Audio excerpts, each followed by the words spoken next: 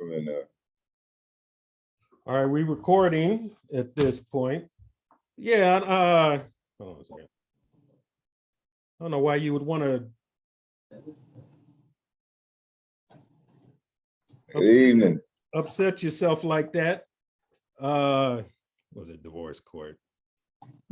I don't know. I mean, I was looking at some stuff from attorneys. They don't, and even getting ready for the show tonight, they talk about general stuff that like is out of your hands, right? Okay, like they'll say, well, we recommend that all parties agree. You can't rely on that. I can't rely on how, you know, the opposing side is going to behave or act. You're relying on the behavior of somebody else, which you can't. Yeah. I mean, and that's the court's issue to step in and be a referee, right? I mean, that's most of the problems that guys face in this is that, you know, a fair, impartial judge, you know, I hate to use that word, this is a court of law, right? A fair and impartial judge steps in and officiates. And that's where most of the mischief happens with guys is, you know, for example, what's going on during the holidays is, well, the first Father's Day, right? My first Father's Day on a visitation schedule, I was denied visitation. And the 911 operator literally told me that that's all we fucking doing right now. There's visitation? Well, just, you know, chasing down moms that are denying Father's Day visitation to the father. I can believe it. I could definitely believe that, you know, especially around these holiday times. It's, you know, I spoke to several officers just today because, you know, I'm battling a custody case. And the mother been running with the child for a year. She had me falsely in prison. One day came, the very next day, took the child from the house where my wife and the kids are, and been on the run ever since. She got a warrant out for arrest, you know, and it seems like most of the problems that's affecting these fathers being in these children's lives is that just disgruntled past relationship. That's all it is. I guess that's the best word to use. These women disgruntled, bitter, but you know, it's unnecessary. You know. Let me ask you this: is your child school age? 3 years old. He'll be 4 in April. But he would be learning a lot. Yeah. Where I was going with that is that they're missing school right now, right? Definitely, because if you had a 10-year-old and mom was doing this. The parents are the first teachers, and I know you talking about, you know, the educational system, school, but us being parents and fathers, we're the child's first teachers. So if you're keeping the child away from me for 3 years of his life, first 3 years of his life, you're failing that child. I agree with that. You know, I was speaking more in lines like if your child was actual school age, right? And they're missing school, you know, at this point, the law should certainly get involved because education is compulsory, right? Yeah. You got to go to school, and you have a parent that's, you know, not only violating the family code, and at this point she's violating the ed code. You know, at what point, once again, is the word referee? At what point is the state going to step in and do its job? Because fear of, you know, reprisal or the government stepping in and correcting your bad behavior is what normally gets people to act correct in the first place, right? You don't take money out of the bank because you know there's going to be consequences and repercussions. You don't you know, take anything that's not yours because there's going to be consequences and repercussions. And we created a system that you know, has no repercussions for women. I'm a state peace officer in California. Are you aware that 96% of our inmates are men? And we just closed another female prison. We only had 3. They closed one of them. I mean, what does that say? Women are immune from crimes? Well, you know, a funny thing about this whole family court, the woman, once she births the child, they like give this woman 100% custody rights and everything of the child. What's up, Granville? What's up, big baby? What's going on? What's going on? This is my brother Kevin Granville Don. He's What's out going of on? California as well. He's a partner of mine in a couple of online ventures. We have a podcast that we're trying to get off the ground. PAID, paid players are in demand. We are going to be talking about a little bit of everything, sports, contemporary issues. But this is my brother that goes way back. Kevin, say what's up. What's up? Can you hear me? We can hear you loud Yes, and clear. sir. How's it going, Kev? Oh, all good, man. Good to meet you, man. You as well, you as well. We in this cause together, man. We all men standing side by side, you know, and standing tall. That's What's right. happening, Right. bruh? What going on, Smitty? How you doing? Let me introduce y'all to my man Smitty coming through, Gilbert Smith. What's happening, everybody? Good evening to everybody. No, man, just got off of work and waiting on the transportation. You know what I'm saying? So I had to get with you Man, to I see sure what this is all appreciate you about. chiming You know what in. I'm saying? And show my support, bruh. Man, I appreciate you chiming in. Hey, but this is our group, you know, this is for us to get it off our chest. Any of the things we might be going through related, you know, whether we speaking on behalf of our kid that's fatherless, or we speaking on behalf of ourselves that's been fatherless, man, women. Well, So I you appreciate know, man, my thing is this. You know, it's a lot of brothers going through hell right now with their kids, trying to see their kids. You know what I'm saying? And, you know, even I have been a victim of that crime as well. Mhm. You see what I'm saying? Me and my son didn't start having a real relationship till like he was 16. You know, his mom basically told him, you know, your dad ain't shit, you know, he ain't doing this, he ain't doing that. I mean, really kept them away from me. Wow. You feel what I'm saying? But every time I turn around, I look at my damn check, money coming out my check. Well, that Every don't pay stop. period. That show the That don't collection. stop. Yep, the collection of child support don't stop for nothing. That train don't stop. That shit don't stop. And then they will make it better than that. They put me in jail for 120 days. I worked while I was locked up on a job release program and had to pay the jail to stay there. Mm. Plus pay the child support. Hold That's on, how they brother do Smith. Let me get through. Let us get That's how they started. do You on a roll. Save that for us for in a little bit. Let me get through the introduction. Is the top of the hour is 4 o'clock. We got enough brothers in here ready to do the do. Let me start off by saying my name is Lamont Pay. I have a couple organizations, one being the Black National Alliance and the Fatherhood Initiative. I'm also, we had mentioned the Players Are in Demand, and our organization, the California Association of Men Rights. It's actually called right now the California Association of Parental Rights. You can find it on YouTube and Facebook, but I'm getting ready to change the name. But I'm going to go ahead and start off, you know, with a scripture, because I truly believe that, you know, in all honesty, this is there's a spiritual component to the issue that we're facing. You know, these are indeed the last times that we're living in, men. If the rapture is not near, we are on the freeway and it says rapture, you know, next 3 exits. That's how close we are. But I'm going to start off with the Bible verse, Isaiah 9:6. For unto us a child is born, unto us a son is given. And the government shall be upon his shoulder, and his name shall be called Wonderful Counselor, the Mighty God, the Everlasting Father, the Prince of Peace.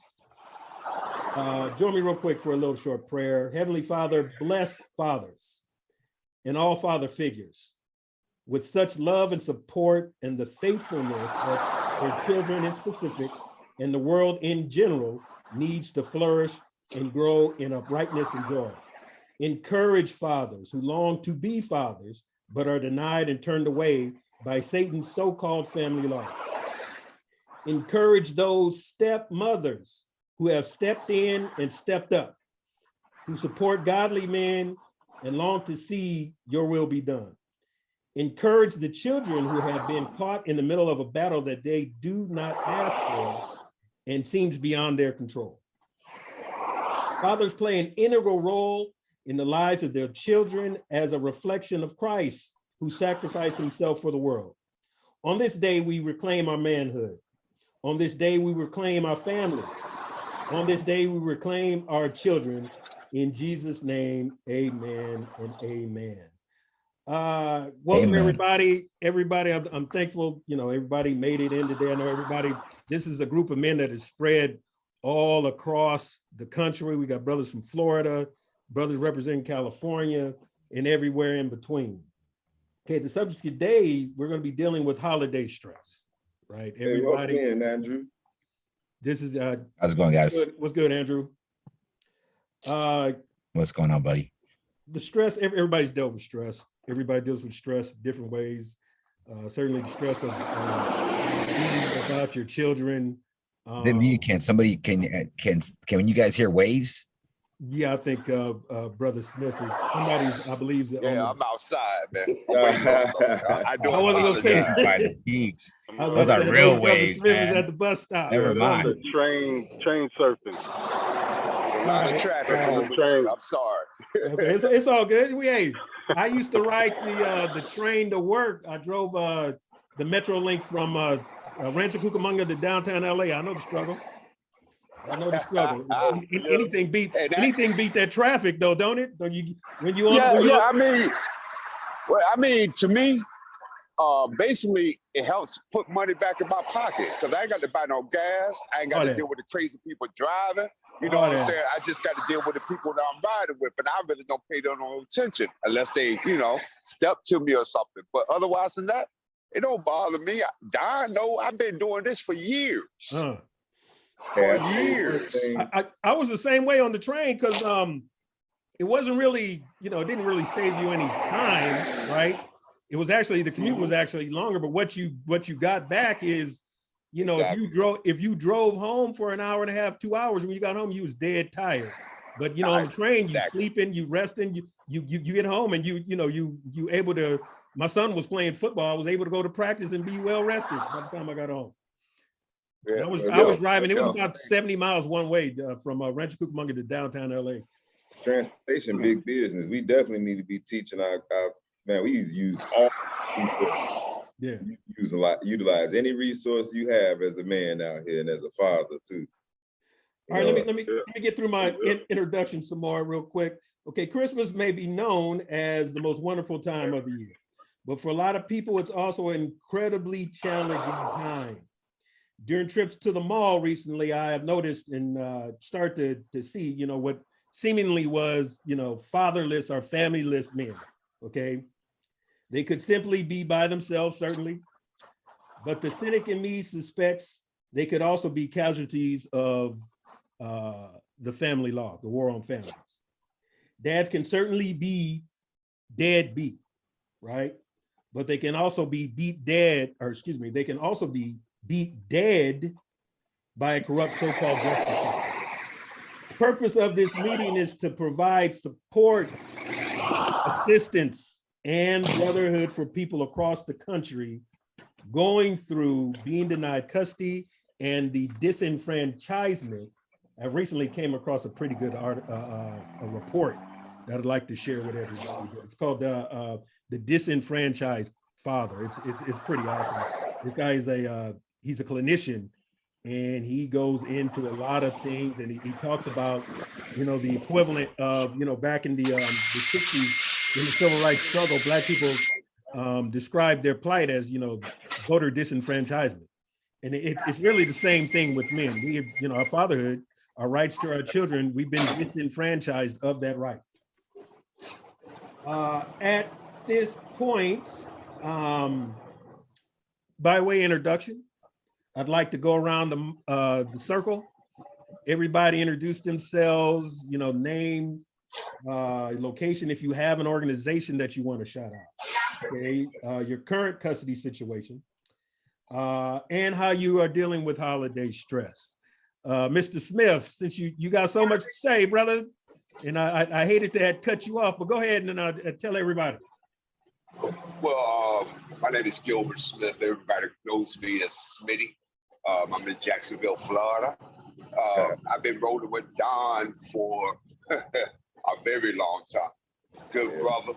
We sit down, we chop it up. He let me know exactly what he's trying to do. I said, I just told her straight up, hey man, whatever time I have, I can devote to you. You know, I feel what you're trying to do. The way I'm gonna deal with the holidays, very simple. Just another day. Both of my parents are deceased. I'm my only child. I have one son and 2 grandkids. Of course, you know, I do my grandfatherly thing, my birthdays, Christmases, special occasions, so forth and so on. But I just look at it as another day, man. You know, I just keep on going. You know, I'm a firm believer in believing in myself before I ask somebody else to believe in me. You know, so I try to stay on my square. I try to treat my fellow man as a human, you know, but at the same time, too, I don't like what I see. You know, it's too much going on right now, man. We are worried about pronouns. We're worried about pronouns. I'm not worried about pronouns. I'm worried about that little boy, that little girl living to the next life, enjoying life. But no, You see, know, and it's kind of hard. It's kind of hard right now because things are so twisted that nobody wants to listen.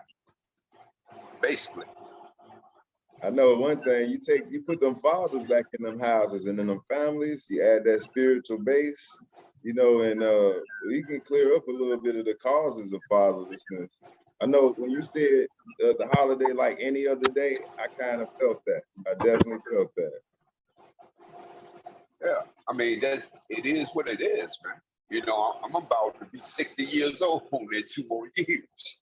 You feel me? So I've been everywhere. I did my time for this country. You know, I raised a very good son. He's very, I love him to death, man. He's trying to do things for his city. So, You should get you him in know, here. yeah, I should. And I'm going to do that, man. I'm going to do that because he's doing big things in Savannah right now, you know, and he's doing what he can do as a father himself, you know. As I tell him all the time, one thing I could do is be a listening ear, man. that's all I can be right there because you're a grown man. You know, so that's all about me there, fellas. Glad to meet you. Oh, wait. Gilbert, do you have a current situation in family law? Is something going on in the courts? No, I don't. What I'm doing right now, and it might sound kind of weird, I'm looking at all the so-called brothers that are in the U.S. Senate, in the U.S. House of Representatives, in the Congress. And basically what I'm doing, what I'm looking for any bills that they have backed to help fathers. You know, they help everything else, but it seems for some particular reason, there are no bills out there to help us in our current situation. You know, I've been through the struggle with the child support system. I know it's crooked, it's twisted upside down, the gender bias, and there's a whole bunch going on in there. It's all about money. It's not about the child, it's about the money. And the child is just a commodity. That's all they are, man, to these court systems. You know, and that's what I'm doing right now. And I tried to reach out to some of these representatives and voice my opinion to them. You know, and I know sometimes it falls on deaf ears, but, you know, it is what it is. But it doesn't stop me from doing what I'm trying to do. Well, it's definitely a lot of different groups that's going after different things, but all these groups need to form like a coalition. And welcome in everybody that came in. My name is Don Adams. I'm the founder of Finding Fathers Inc., who is presenting these Fatherless Anonymous support groups. Because one, we be needing that support, man. We need a team of fathers, father figures, everybody supporting the cause, even females. So, you know, I'm glad y'all showed up, and, you know, let's show out. You know, let's do something good for each other in our communities, in our families, and then, you know, in the world. I don't like the way it look either. Right. I know we had a couple people come on during the last 3 or 4 or 5 minutes what we're doing right now, we're just going around the table, everybody introducing themselves. I'll go ahead and introduce myself real quick. Once again, my name is Lamont Pay. I'm in Southern California.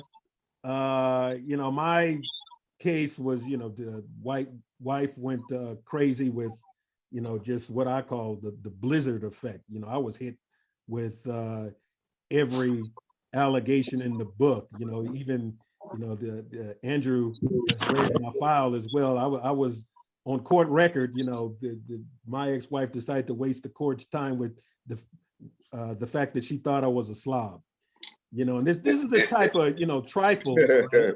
The type of trifles that shouldn't even enter, the court shouldn't even entertain, and to the tune of 6 years, right? And close to $100,000 in just legal fees, right? I'm fortunate enough to have a job that, I'm a state employee, so I get a day off of work every 30 days. Not everybody has that, missing enough work. I know people who've been told, you miss another day of work, you fired, and they don't want to hear the reason, right? And that's the financial impact.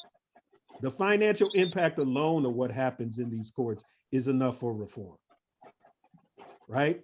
We had Smith was talking about, the notion of what's in the best interest of a child. Is it in a child's best interest to take their college money and give it to an attorney?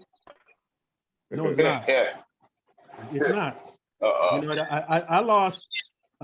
We were in a house at the time that was we bought it for $285. It's on the market. It's almost $900,000 right now. That's $500,000 worth of equity that's up in smoke, right? Up in smoke because the relationship went bad, huh? Because a relationship went bad. But to the point of this conversation, bro, this is exactly what we should all be about: pooling our resources, coming together. I was talking to Donald earlier today, and the conversation went in the direction of I had mentioned, a lot of people may say that only thing you guys do is get online and bitch and complain. Okay, now there is a component that's partially true, right? If what you're doing is nothing more than talking, but I had mentioned to Don, like during every war, a very large component of that war is propaganda, right? So we need to be able, you can never get away from the importance of the spoken word. What we say tonight could encourage somebody, right? Could change somebody's life, change somebody's, they could be 1 foot, on the other side of committing suicide. So there's a component and a usefulness to speaking, to sharing our stories, to, encouraging one another. But, at this point, why don't we, Kevin, go ahead and introduce yourself to everybody. Granville, you hear me? What's up, y'all? Yeah, can you hear me? I can hear you. Hold on. Oh, you can hear me? I can hear you. All right. My name is Kevin Granville. I'm out here in California, Southern California. I'm affiliated with the paid organization, which is Players Are in Demand, and we've been a clique since college. We're a group of brothers that went to school together, grew together, learned together. Some of the tightest crew. We've been through a lot, man. We've done lost some members, since then. That's pretty much the limit of my affiliation and organization.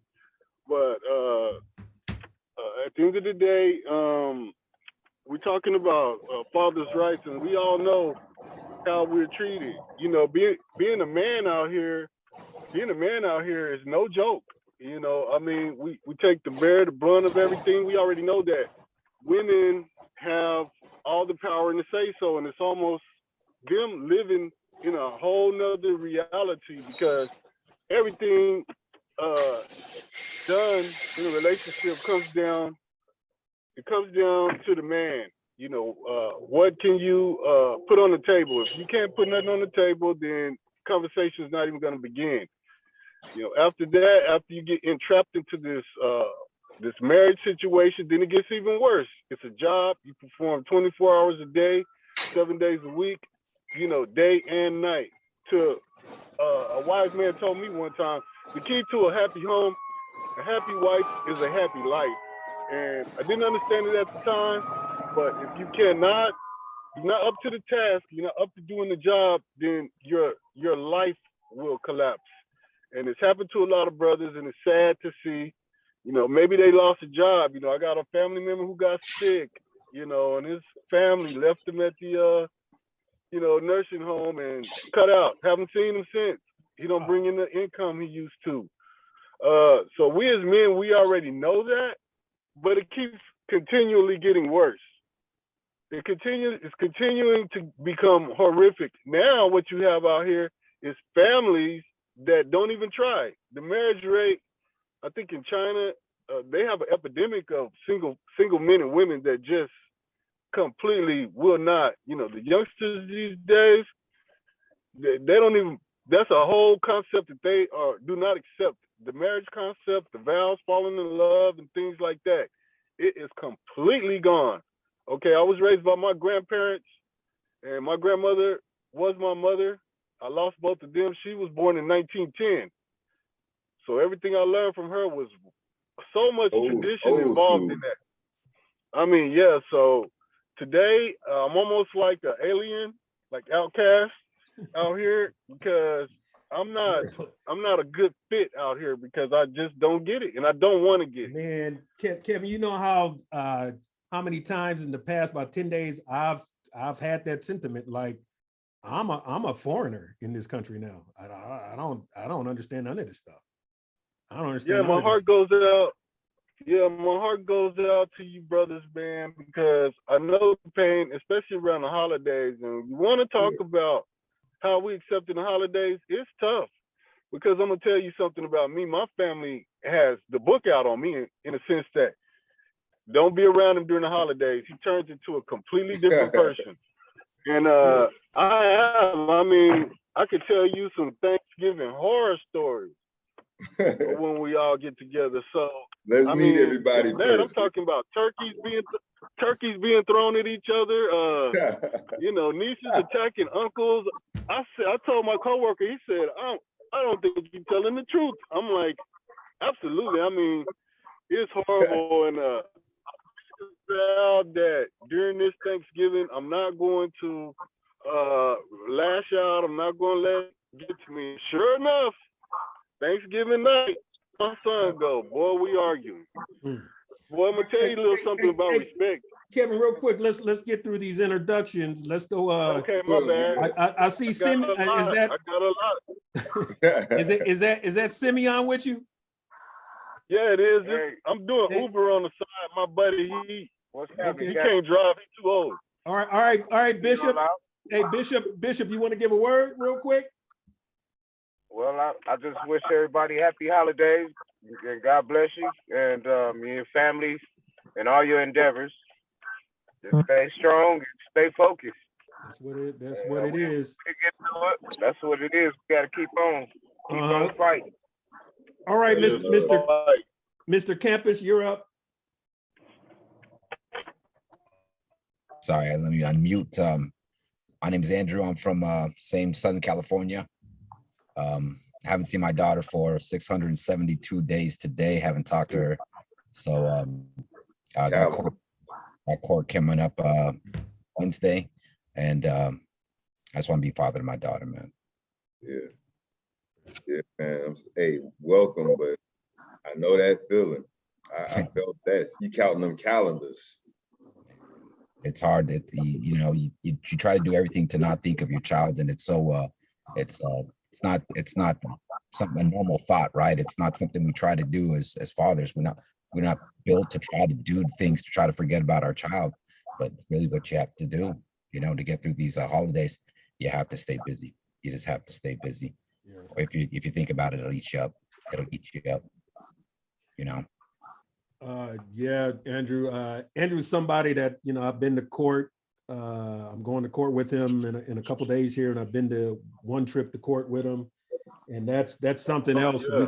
we can add to our itinerary, is supporting each other, you know, showing up Yeah. for each other in court, right? Because you know, Good. I definitely know the feeling about going to court and you feel like it's you versus everybody. You versus Yeah, the imagine judge. going to court with your whole support group with you, saying, hey, these are my witnesses, saying that Wow. I'm a good father. That's Let's mediate these situations for some of these people in court. You know what I mean? Let's try to implement something like that, you know, because Andrew, I felt that, you know, I seen my kid since he was taken away from my house unlawfully. So I know how it feels to not be around your kids for the holiday. It's like, it's gut wrenching. But I digress. Who else we got? Anybody else want to share? Thanks for sharing too, man. Yeah, let's go in Yeah. order, kind of like how I see it. We got the great Norm Nix extraordinaire. How you doing today, brother? How's everything? What's up, man? I was trying to remain on mute so I didn't, interrupt anybody else. Norm Nix did. I'm sorry? No, not Norm Nixon. I seen No, his name is Norm I Nix, know, not the bastard. you know what, man. All right, I'm sorry? Go ahead, I Norm. don't know the difference. Go ahead, Norm. No, I'm Norman Nix. I'm a YouTuber, the Norman Nix Show. I do podcasting for Father's Rights, and I do crimes and interrogations. As far as Lamont and our history, this is my first time being on his platform, or a platform that he's associated with. Usually we're talking on my platform. But yeah, I advocate for father's rights. My situation is a little different. I actually have full custody of my 3 kids. It took a little time to get it, but I do have an advantage being a former paralegal. I was DIY and basically, get my kids without, an attorney. But I give out tips on my. I started on Facebook helping out fathers as an advocate, and I got too much trying to, talk to fathers one by one. So I just started putting out videos to answer the most, meticulous questions, and then it just started growing from there. And then I got into the crime niche because of the, the parental rights and the courts being corrupted. And then so I had to do 2 different channels because the first channel wasn't popping with father's rights. But now that I got this crime and interrogation channel going, I'm able to steer more towards the education. So on my end, as far as helping out all you guys as far as fathers and stuff, I advocate with substance abuse counselors. Sorry, I'm trying to get out of my car. I advocate with substance abuse counselors, different advocacy groups to help out fathers, because it ain't just enough to come into it. And I'm not trying to sound like I'm being funny, but it's not just enough to come to a men's only club and try to get information about the other side when they don't know about the other side. So I deal with men and women. That way I could take information from the good and the bad back and forth. So you guys know what the other side is playing as far as a chess game. And then as far as fathers, a lot of us as fathers, and this took a lot of time for me to get a hold of, is being able to look at myself as the problem and not as the one with all the answers just because I got a dick. So just because I want something doesn't mean that I have full, doesn't mean that I am, just because I'm daddy dearest doesn't mean that my vision is always the clearest. So I have to take some time to step back and ask what my kids really want, what my ex needs from me in order to work together. And like I said, I'm on a different tread right now, whereas I got full custody and she pays child support and gets them every other weekend. I'm actually trying to get her to 50-50 because I'm tired of chasing her for child support. You know what I mean? My kids need their mom, but chasing her down for a little, $100 or whatever, $400 a month or whatever, at this point, this ain't worth it. I'm trying to argue with her where she could be spending that money or time with the kids and make them develop that way. I hate to cut you off, but let me ask y'all this. Do you think it's time for us to negotiate in the living room versus the courtroom? Because every father, I'm getting in bad shape, chasing after baby mamas, trying to get rights for my kids. Everybody's going through these problems. What can we do about this situation? What I stopped doing, truthfully, is I stopped telling my business. I stopped trying to compete with her, trying to show off girlfriends. Even let my kids know, like as far as my kids know, I don't date. You know what I mean? I don't give them any ammunition to go back with until we got to a position to where we just didn't give a fuck because time heals. You know what I mean? Let her move on. But you have to decide as a father, like I think you elegantly said it, Dom, where you said, do we start in the living room or in the courtroom? Well, technically, it already started in the living room when you had the kid. Yeah, yeah. So, you know what? Okay, I hate to cut you off, but I gotta say this. I'm in a relationship right now, and prior to me getting into this relationship, baby mama stalked me. I had no idea she was doing this. So she was setting this stuff up before it even came into fruition. And now she's causing me the worst problems, parent alienation to the max. I haven't even spent time with my kid out of the 3 years of his life. And she's like trying to ruin any and everything. So what is the plan of action? We play, you know, do we fight fire with fire? Do we fight fire with water? We had talked about this initially, Don. You know, you can't. I think the biggest issue is forcing the systems or the county's hand to get involved and be a fair and impartial referee, right? I mean, because we had talked about, you know, collection of child support, right? There would be no question that child support would be collected if it was a man that they were going after. They would get that money, right? Let me just stop you there real quick. I gotta stop you. I gotta stop you because really what it boils down to is we've signed our deals essentially by showing up to this fucking play. You know, we've tacit agreement, right? Tacit contract, whatever, tacit agreement to these things. You know, they find a little loophole to get us sucked in just by showing up, right? Just by answering to this bullshit. You know, if you pay one payment, you know, I don't know if you guys, I've never made one child support payment, not one voluntary child support payment. I have friends that they make child support payments. They missed one. They're getting their driver's license pulled. They're getting their passports pulled. They're getting fucking jail threats. I've never got one jail threat. I've never got my driver's license pulled. In 7 years, I've never made a payment. Because it's when you make that one voluntary payment, you become the debtor, right? An obligor. Who in the right? Drew, can you go into a little more detail about how, you know, you're not, because I've heard this before, you know, you're not necessarily agreeing to that, to the agreement with child support until you make a payment. And they almost interpret that as an indirect, you know, signature, if you will. Well, who would make a payment to a bill that they don't fucking pay? I mean, it's common sense. It really is. Because I know I wouldn't. Can you maybe go into a little bit about the if you assume that debt, though, if you make that payment, you assume that debt. Does that make more sense? Does that, I got you. So you basically saying if you get put on child support, and this is in California, I take it. Yes. Okay, yes, because I've had child support put on me, and you know, I got it modified and stuff like that, just to accommodate the situation or whatever. But I didn't know that if you don't pay it, you don't assume the debt whatsoever, then you're not obligated. You got to know when it came around in the Reagan era. You got to know why it was implemented, right? It was implemented because there was gentlemen that were impregnating low-income women, and what were they forced to do? They were forced to go on some type of government assistance. It was a way for the states to recoup some of their money because the federal government does not pay for for welfare. It's the state that's responsible for the welfare. So it was the state's job to recoup some of their money, and rightfully so, right? Go after these guys that don't care about their children, right? The real deadbeat people, right? Man or woman. But it's for deadbeat dads, not failed relationships, as we talked about lots of times.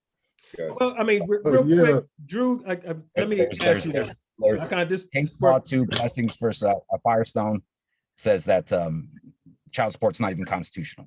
It's not. I agree with that wholeheartedly. I mean, you had just described Title 4D of the Social Security Act, and child support's original intent was just the recoupment. Yeah, just the recoupment of welfare expenditures, right? So, most guys, tax dollars. yeah, Tax dollars. most guys, rightfully so. yeah, most guys could avoid child support just by not, knocking up somebody that's on the county, right? But it has been allowed to illegally grow to encompass every case. But even in its original intent, the original intent would be better than the current system, in my opinion. But even in its original intent, where's the legality, if you will, of making somebody, a signature to a debt that he didn't sign up for? That the mother could have signed up for child support potentially against his wishes, right? And potentially completely to his ignorance, right? So I mean, that violates all normal notions of contract law, right? Yeah. You got to be made aware of what you're signing. Terms have to be clearly disclosed, correct? Nix, what you got? Let me hear you. So and again, I'm not an attorney, but if you go to the Department of Homeland Security.gov, it explains that child support is federally backed. The departments that actually federally back child support for all 50 states, as far as the Bureau of Fiscal Services, those are the ones that actually do the fiscal year budgeting for each state, as far as CASA and all those other entities that are involved to help out the courts. You also have the Department of Defense, Department of Labor, Department of State, and internal IRS, the Social Security Administration, and Department of Veteran Affairs, all federal entities, all associated with child support in the courts. So not to try to prove the other man wrong, but there is a misconception that about the Constitution and child support, it's all legal. We can feel some way about it and we can argue about it, but it is illegal. The only way you're going to stop paying it is if you stop fighting the system and learn how to play the system. With me, I didn't pay child support because not only did I learn the system and learn how to modify, but I also negotiated with my baby mama and brought paperwork to show everything is and learned the system instead of just bitching about it and refusing to participate. Right. And that's what a lot of fathers do when I advocate. They get frustrated and they're just like, well, I'll just hire an attorney. Well, if that's the case, you should have just did that from the get start, because obviously DIY is not for you. But not all of us are at the same level as far as I don't even want to say maturity, but I want to say as far as knowledge versus wisdom. So as far as like child support, if a court tells you have to pay child support and you don't pay it, that you're going to go to jail. That's attempt of court. A judge told you have a debt you have to pay. If you refuse to pay out of ignorance, it doesn't matter. You're still going to get your license taken. Ignorance is not going to protect you. I never showed up.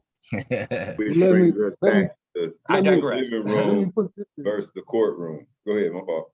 No, I digress. That's all I was saying, but it is federally backed. So don't think it's just a state thing and it's illegal, because that argument is just going to make you stalemate. It's not going to get you anywhere as far as getting you closer to your kids. The only way you're going to learn this is if you play the game and learn the game and go with the flow. Talk about child support in my case, really, though. It's all about just getting my time with my daughter. Obviously these courts don't talk about child support. They won't even talk about it because it's held in a different court.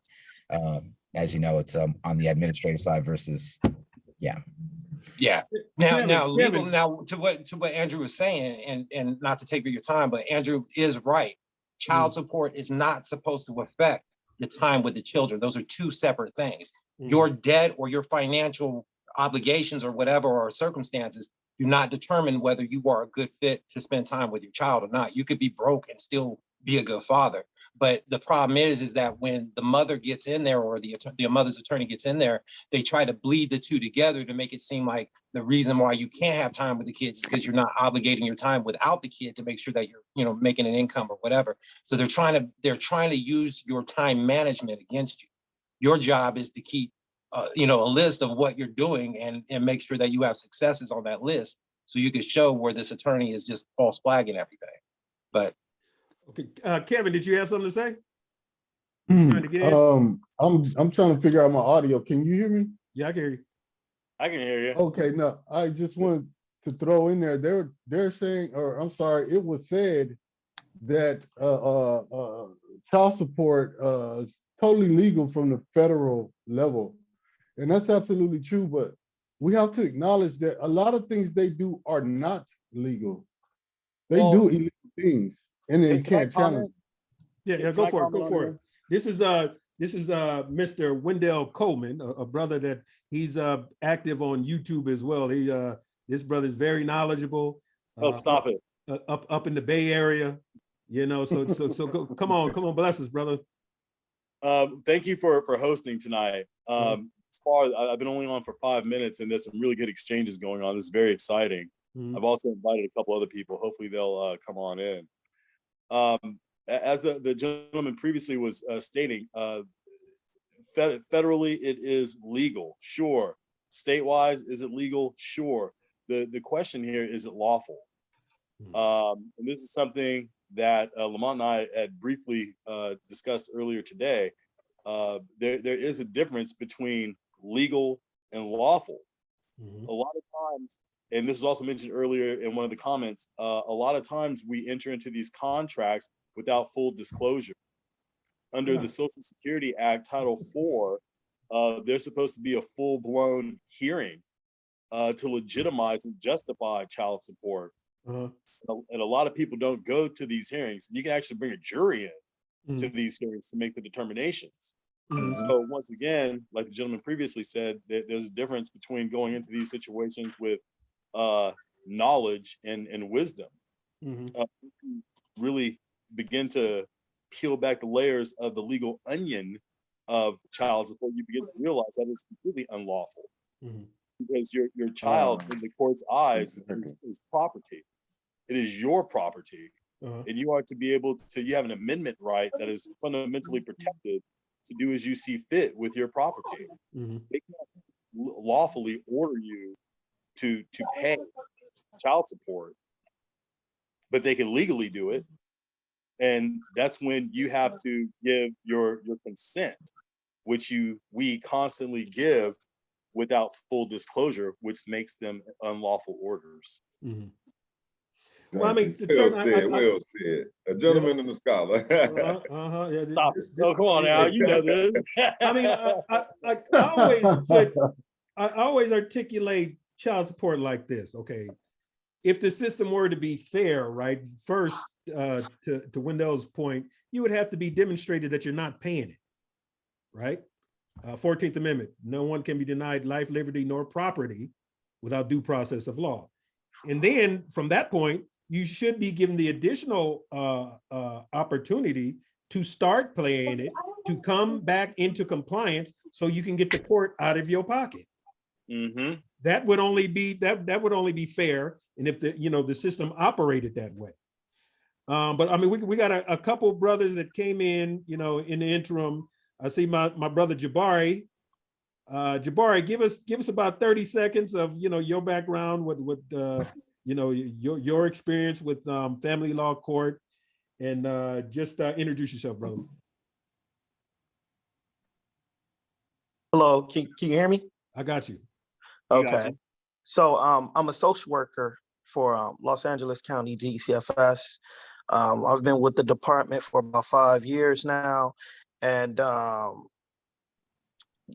it's a lot of fathers out there who don't want to step up, who don't want to be involved in their child's lives.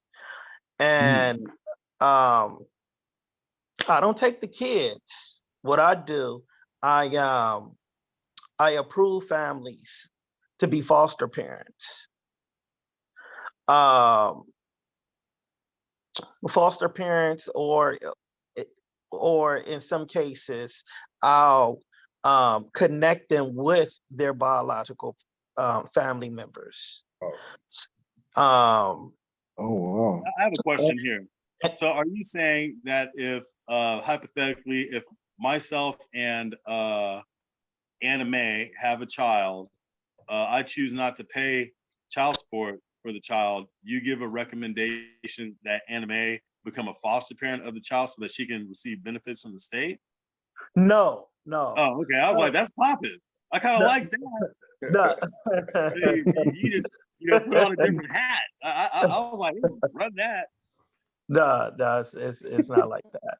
Okay, so your scenario would be based on both parents not able to afford a child? No, so for example, if a child is in the system, let's just say if the child was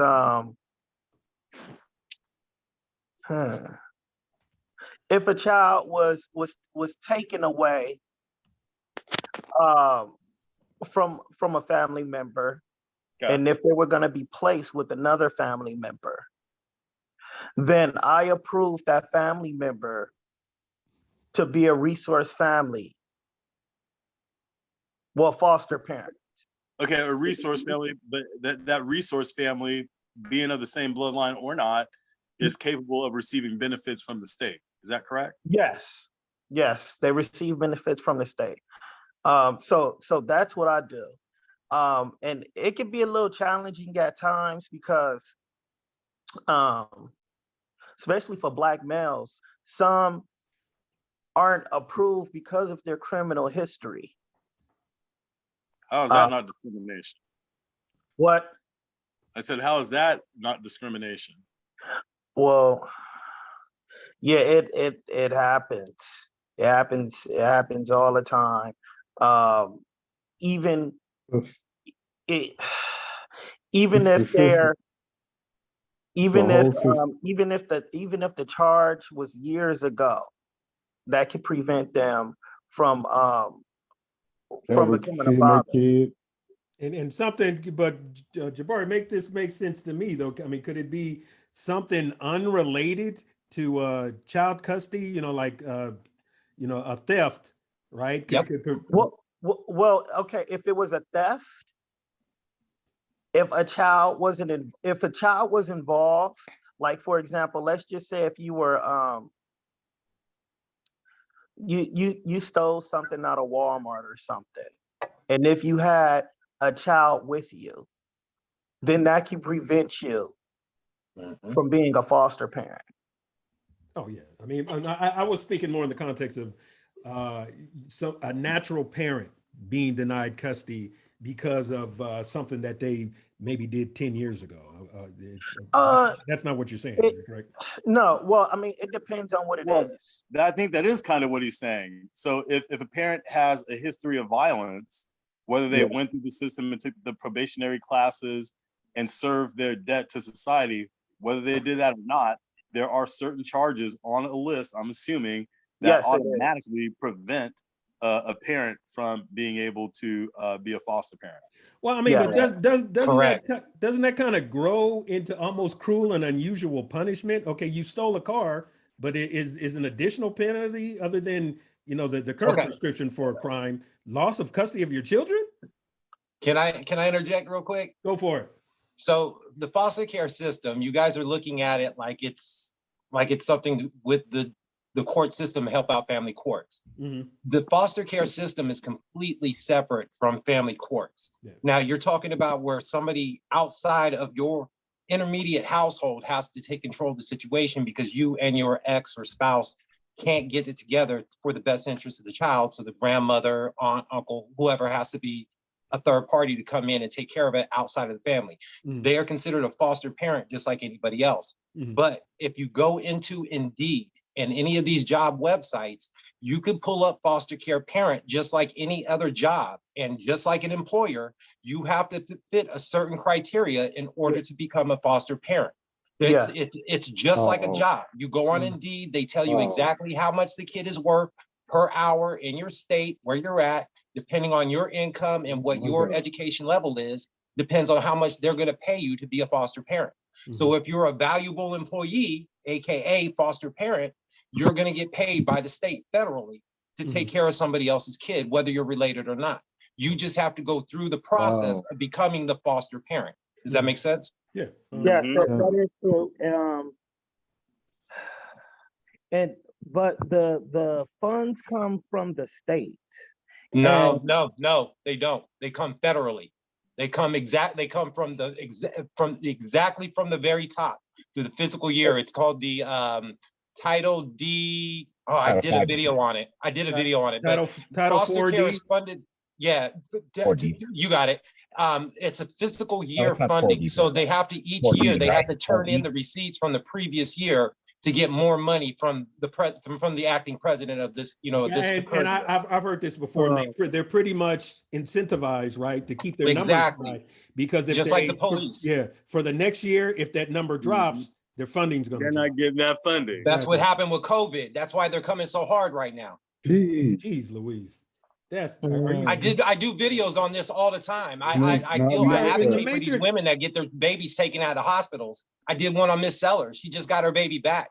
You want to go in? You want to go into that a little bit, Norm? Well, yeah. Last year I did a video. Miss Sellers hit me up on Facebook and sent me. Well, she didn't even have an attorney. I did a background check on all the judges and all of the attorneys that were involved, and I put them on blast publicly, including the social worker that snatched her baby from the hospital. So we ended up pulling up the body camera of the police. We got everything. I premiered it on my channel. This is about a year or so ago, a little over a year ago, and it shows where they basically what happened is she got into it with a Karen nurse. She's a Black lady. She got into it with a Karen nurse that happened to date one of my contacts out there that I use as a source. And so he gave me the background on the nurse. Comes to find out, she has a racist background or whatever. Turns out that her and the Black lady got into it over the little ankle band on the baby's bracelet when she was discharged. Miss Sellers tried to take it off so she could leave because she was getting funny vibes. And they were trying to hold her after they gave her the discharge. And it turned out that the nurses were trying to call CPS up there for a reason to take her baby because her and the nurse got into it. So while she was walking down the hallway with her stuff to leave, the police and everybody just rushed her and basically choked her out in the hallway and snatched the baby out. I mean, just forcibly snatched the baby from her. So we showed it all on the video. She went through CASA. She went through 3 judges. I got one judge. Well, I not myself, but because of my reporting, we got Judge Stein disbarred with her immunity taken away. And there's a whole bunch of other judges that are under review right now. I mean, it's a rabbit hole that I'm still reporting on right now, but this is happening in Kentucky, Lexington, Kentucky. Well, just come to find out after all this time, she just got the baby back permanently. After all this online exposure, they finally gave the baby back. Oh my God! Isn't that ridiculous? CPS is out of control. Like, where's the justifiable? Where's the justifiable cause that gives DCS, CPS the authority to feed on your parental rights? So this is going to answer your question right now. So, and I'm pretty sure that other gentleman that works for CPS could tell you too, or works for the state could tell you too. Now. CPS is only boundaried by the state they reside in. So if CPS is on your ass for any reason, you can leave the state and there's nothing they can do about it. They can't do anything unless they have that's awesome news. That's awesome news to know. Well, a lot of people don't know that. What about telling them that you're Native American? Well, that's under tribal and that's federal also. So that would actually fall under Department of Veteran. No, I'm sorry. Which one was it? It's called. Norm, I have the website up right now. Norm, let me address that. It's called ICWA, ICWA, and it's actually up for constitutional review because a white family is challenging it, right? ICWA, and I always wanted it. One of my platforms is to get the same rights and privileges that Native Americans get. I don't know if anybody that's had CPS in their life, right? One of the first questions that they ask you is if you have Native American ancestry. And that is because they're a sovereign community. That's why. Correct. So hold on, Jabari, let me make the case. Let me make the case. Definition. I have the federal definition up for you guys right now. It says. Hold on, Norm. Let me finish what I'm saying. I believe it was like in the 70s, right? The CPS and the government and surprisingly the Mormon church, they was taking Indian children left and right, bro. And the stuff got so bad that they complained all the way to the Supreme Court. And, anybody that's had, the unfortunate occurrence of getting CPS in your life, one of the first things they ask you is, do you have Native American ancestry? Because your response to that question, I don't always ask you. Yes, if your response is yes, an entire different set of rules come into play for An them. entire set of rules. They started closing. They started closing folders and getting up and packing their stuff. When I told them, Yeah, it stops. I was chasing them Yeah, back into the room. I was like, "We're not done. Stops dead in the Yep. Yeah, track. we're not Yep. finished." I want Black people, because Black Lives Matter out here in LA, they're really active about this. They're starting a defund CPS campaign, but once again, they're very active trying to get CPS. They want to cancel CPS, but I want African Americans to receive the same treatment. Well, everybody, I hate to, be like, I always joke with some of my buddy Nathan. I always say that, if we get ICWA, I'm going to be like Deuce's white man. I'm out. I'm out, and we got our rights now. But everybody should get everybody should get ICWA, right? Everybody should get treated like the entire suit of constitutional protections as regards to substantive and procedural due process protection should all be in play for everybody. Like to a certain extent, yes. However, I think that the ICWA comes in the form of reprimands. They passed the jurisdictional law in order to prevent the additional illegal kidnapping of Native American children. So that program was fostered or put in place in order to protect the kidnapping of children. So I do agree that those same protocols should be put in place for all children. However, once again, that it needs to be justified. Now, the cool thing about the Native American claim is once you say it, it's a wrap. You don't have to show up there with your tribal credit card or your casino chips or anything. Once I told them I was Native American, they scattered. They scattered. See, that's what I'm talking about. There's no money in it. Anyone can make the claim. So it's yours if you shall speak it. Do you see the complexity that these issues bring, though, from the family court system to the CPS or DCF system, law enforcement that's related to it, the child support? These issues are so complex that if you're not fairly knowledgeable, you're going to get, the banana in the tailpipe. If you're not with someone who knows these laws in and out, back and forth from this city, county, state, township, it's very complex, which is what brings me back to the question. Do we best, or should we best, handle these situations in our living room or in the courtroom? Well, I mean, but Don, handle it in your living room. That suggests that you're going to have some sort of cooperation from your ex, which is that's not a reality. Sometimes that's not a reality. However, if this argument can even be brought to the court. What is truly in the best interest of the child? There are hardly any facts that are presented in the case, and the outcome is typically made, the order is typically made based on the opinion of a judge. That's outstanding. I want to throw this out there. CPS, we have a lot of children in the system. And, if it's not a difficult process to become a foster parent. And I understand that you might want your own biological children, but if you're willing to if you have the love, if you're willing to give love, then it really wouldn't matter if that child is yours or someone else's. If you just, bottom line, just have love for children. Respectfully, I don't think anyone here is advocating or looking to secure income based on raising someone else's children.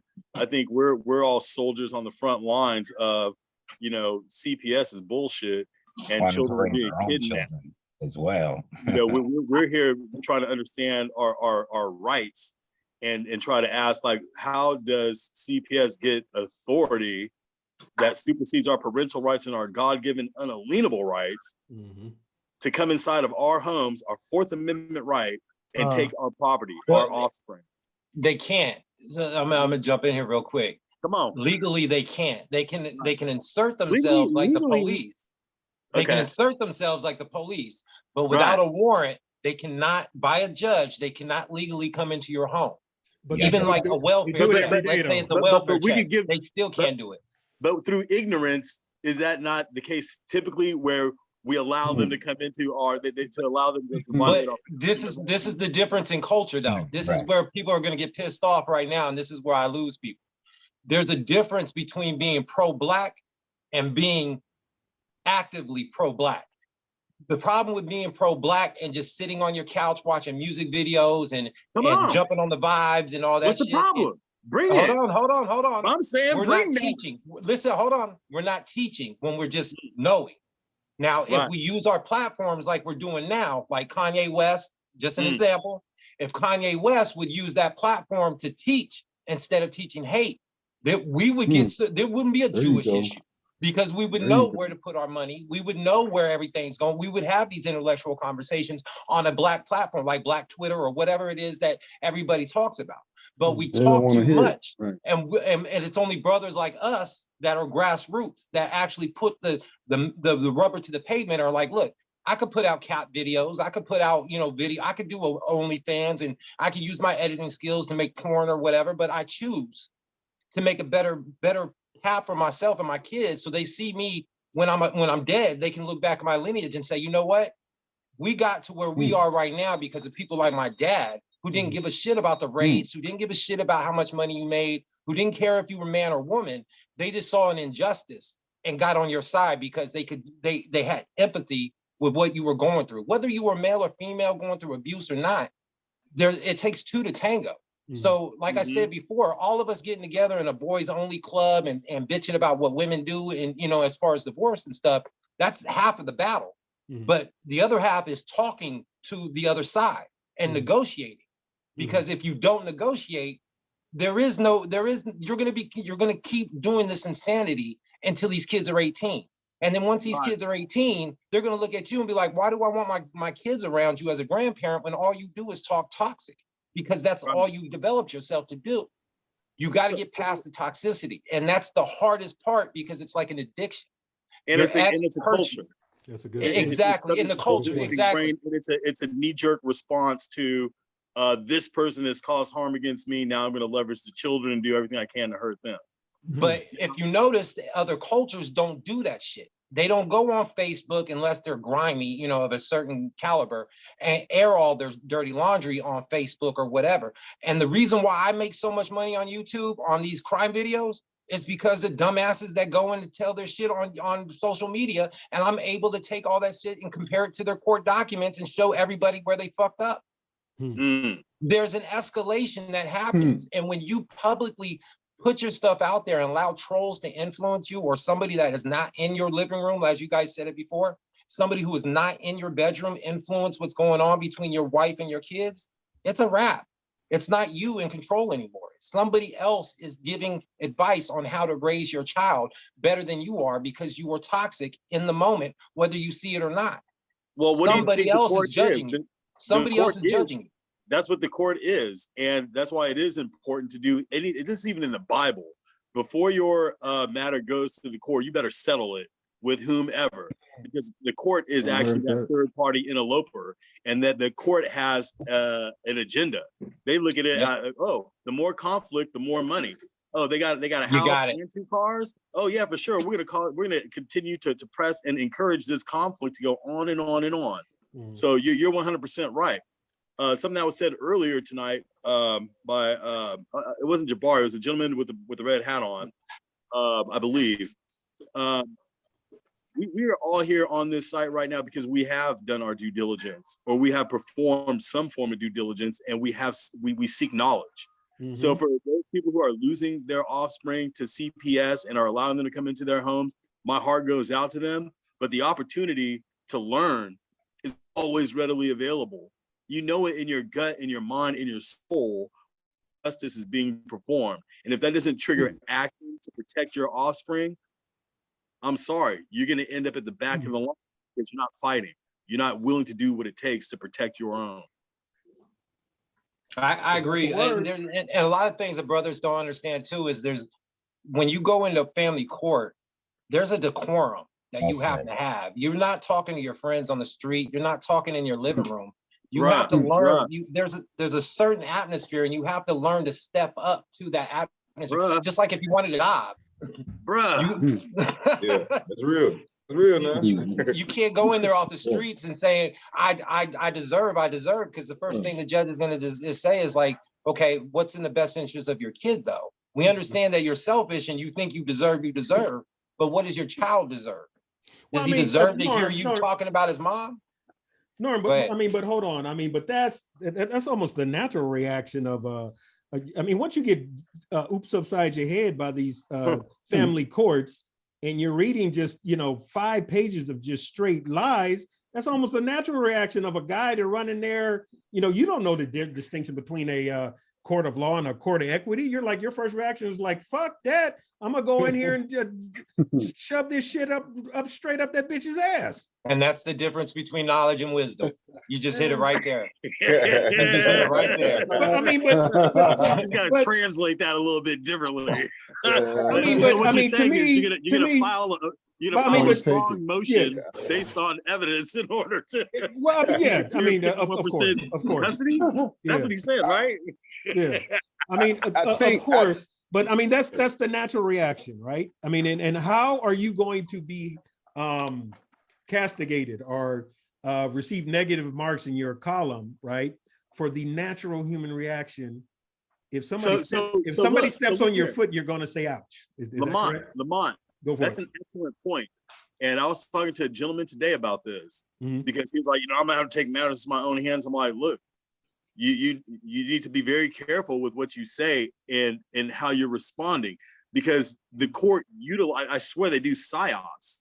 Like they put you in these positions where they are going to get an organic reaction out of you. Can I speak on that? Wendell, just real quick, Don. Wendell, why do you think they let this shit go on for 3 and 4 years? They're waiting for you to have some sort of outburst. Exactly. I'm saying it's strategic on their behalf. Play's already written out. They're just waiting for anybody to show up and play the fucking role. Exactly. Sorry, everybody already knows their fucking part. Can I say something to this? Fellas? Go for it. Mr. Smith, you made it home yet? Real quick, did you make it home yet? No, I ain't made it home. I got another bus to take, bro. But we all good. I do this 5 days a week. We all good. All right. But I think a lot of gentlemen on here think that child support just happened recently. Okay, you have to understand the history of child support. Child support really started back in the 70s. Now, I don't know how old some of you are, but I remember going to Auntie's house. Uncle had to leave and don't come back till a certain time because somebody was coming over to the house to check the house out because she was getting assistance. Oh, yeah. You see what I'm saying? So that was the breakdown of the so-called black family at that point in time. Now, our biggest problem is black men, so-called black men, Indians, Asiatics, whatever you want to call yourself. Take the same energy that you worried about LeBron's stats and pick up a book to learn about the language called legalese. Because when you step into a courtroom, you're not talking English. When they say under, it means a whole different subject. Right. You see what I'm saying? And you got to understand there's a difference, 2 different types of child support courts. There's the criminal side and the commercial side, which is the civil side. Now, you can get arrested underneath a civil warrant and be placed in jail for child support because it happened to me. I did 120 days. I made more money being locked up than going to a damn job. And I enjoyed every goddamn bit of it. I'm probably the only person that I know that has a 0 balance letter from child support. You see what I'm saying? So I've been given money from the state. The state gave me money back, saying you overpaid. I said, well, thank you. You know, but we take so much pride in learning about athletes, rappers, big booty girls, this, that, and knowing everything about them. But when you go in the courtroom, you dumb as hell. I like this dude. Hey, you know what? He was spot on too, because child support was actually invented in the 50s, but it was redefined by Gerald Ford in 1975. So he is absolutely correct. As far as the premise of why child support was out there was because not because of African Americans, it was because of the Leave It to Beaver concept of the father leaving to go get a pack of cigarettes and never returning. You know, that old trope. So that's the reason why they put it out there, because there was too many single women that were out there, especially during wartime. That's what I was just about to say. Wasn't it just also right about around the war? wartime? And Right. this was a way to keep white men World at their War house. II. Exactly. And that's what it was, a way for them to keep white men at home to make these boys so they can go to war, because they couldn't rely on, they didn't trust black men and Mexicans and everybody else to fight for America. That's why we had the issue with the Tuskegee Airmen. That's why we had the issue with the Tuskegee Airmen and all this stuff with NASA, where black women were not getting counted for their skills and what they contributed. We weren't getting any of that prestige. But a lot of it has to do with us suffering the consequences of the systemic racism that came with child support has now bled onto us, where they're able to suppress us through jobs, suppress us through, you know, getting loans and, you know, keeping us stabilized, somewhat stabilized in urban, you know, environments in the cities and whatever, where they can try to control our votes, because they don't want us in the, you know, they don't want us in the suburbs, you know, where we might have an influence on you know, real power, where the Republicans, you know, are controlling stuff and have the real influence as far as, you know, and not to go political, It's but really as far as the corporate backing going on. Republicans are not what's in power. Democrats are what's in power, but corporations back up Republicans, and that's why they have all this power right now. So Lamont was hitting it right on. Depending on what state you live in, depends on the force of neutrality that's happening in that state as far as push and pull when it comes to our kids and fathers' rights. California is sick and tired of CPS because they've overextended their boundaries, and they've been on enough videos to where they fucked up, especially here in Arizona too, to where they've had so many public, you know, misplacement of children where they were molested or they were, you know, abused or whatever with the foster care parents because they weren't vetted correctly. I do videos on it all the time. A lot of them here in Arizona are actually Border Patrol agents that actually adopt kids and have them in the sex trade. And the FBI is just now catching up on it. And I'm doing videos on all of these. Yeah. What's your website? I need to write that down. Yeah, it's the Norman Nick Show. It's on YouTube. It's the Norman Nick Show. Sorry, I'm just now learning about it. You two are they like? I'm surprised you feel two. like I'm on time. I'm surprised you two hasn't come across each other. These are two like minds right here. When can you have me on your show? Let me jump on your show just so I can spread the news about, you know, the support group and Fatherless Children's Day and all that good stuff. So I have two channels and I kind of bleed them into each other, but as far as fathers' rights and everything, I have a second channel for parental rights education. It's called the Norman Nick Show, Parental Rights and Education. That's the smaller channel. The bigger channel is Norman Nick Show, Crimes and Interrogation, both on YouTube and both on Facebook. But YouTube is where it's mainly hosted. Okay.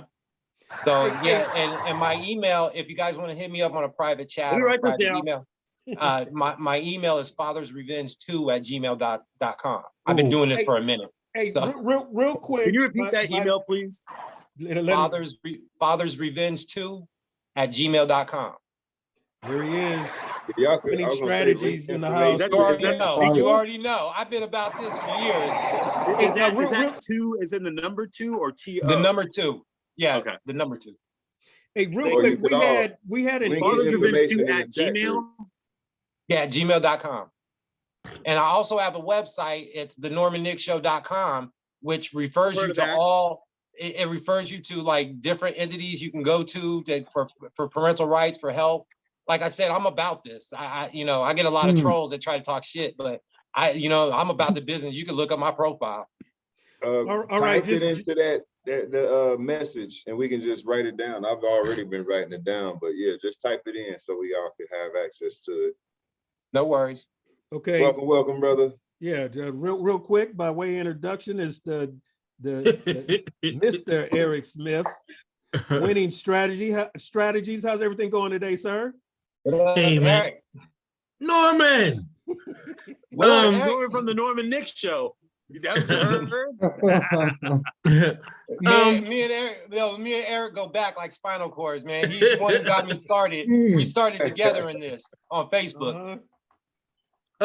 It's good. I don't know if you heard me talk about the mother. Remember Norman? Remember the crazy baby mother that had the dude locked up? That was talking about one. You talking about Lawson? No, not Lawson. On me, or the dude I was helping over here. Oh yeah, for the background checks, yeah. Guess what happened? He got his kids. He got his daughter back, but the mother called the police on him again. They came and locked him up this morning. It's never ending. It's never ending. Checks out. Guys, let's say a silent prayer for a small moment of silence. Women get that power over cops to be able to do things like that. I'll never understand that part. Law enforcement don't work on our behalf.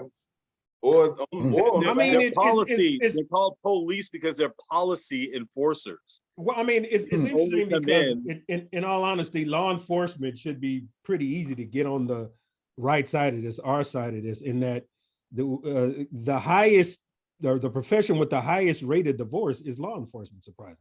Let me I say talked to a something. lot of cops about that too. You're absolutely right. I talked to a lot of cops when I used to have to deal with my baby mama drama. They told them what I do. They should be rolling with us. I got a lot of them that are fans on my channel. There's a lot of them that are fans on my channel. They say that. Oh, it's a civil issue. They don't want to get involved, but when the girl goes and cries to them, they all come running. They have to. I mean, they have to. That's coming from their lieutenant on up. They have to do it. Well, that's stereotype too. Therein lies the problem. On women because at some point we have to hold law enforcement accountable because they are public servants. I agree with that. Servants. We have to remember that they're servants. So when they get out of line, we need normal nicks and each one of us to go out there and be like, well, hold on a second here. You have exercised a privilege outside of your scope of duty. You need to be reprimanded and start filing claims against their bonds to hold them accountable. But it's not just about talking. You have to do it with a camera strapped to your chest and be willing to publicize it. Because if you just talk it, it's not going to go anywhere. Right, or do that filing claims against their bonds with their insurance company. Here's what this person did. Here's the civil parental right violation that they're guilty of. Hit them up. 10 bands each infraction.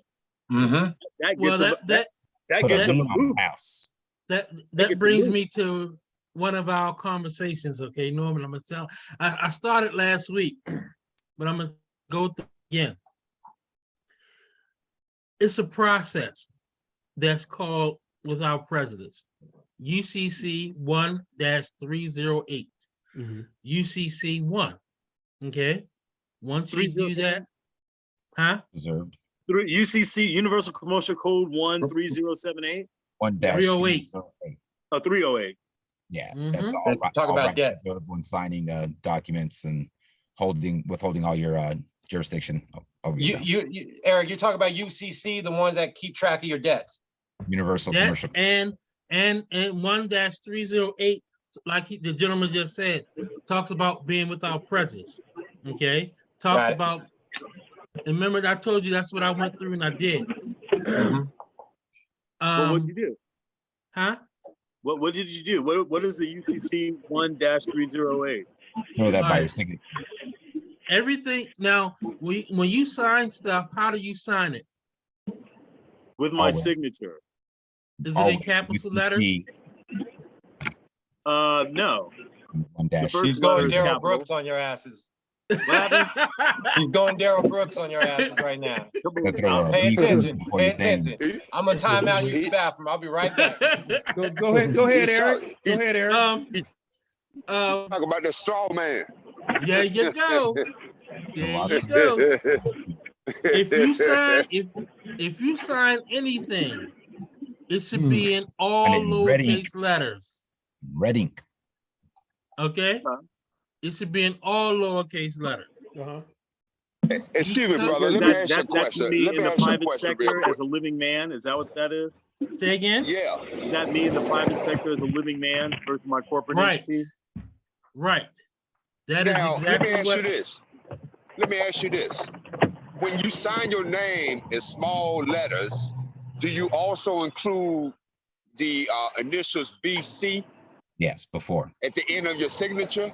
Before your signature. V.C. I put a colon and a tilde to keep me out of maritime law, and my name is all lowercase. And I put a federal stamp on that. Well, I just do name in lowercase letters, UCC 1, UCC 1.308. Okay, because I became without prejudice. I have my documents. I have my You're apostille not waiving from. any of your rights. Yes. So basically, what I did, I can't vote anymore. Okay, that's like it matters. So you can't waste your time. Wait. Why did that relieve you of your ability to vote? Because I'm a national now. I'm an American national. He checked out of corporate America. He's not a slave or an employee. He quit his job as a slave. Gave back ownership of these documents that were never his. He handled that. How can I be down? Certified. I don't want to vote. First thing you want to realize, there's no such thing as a sovereign citizen. Keep that in mind. Well, there is now because sovereign that and a guy's a citizen. terrorist, though. You want to be careful saying that shit. If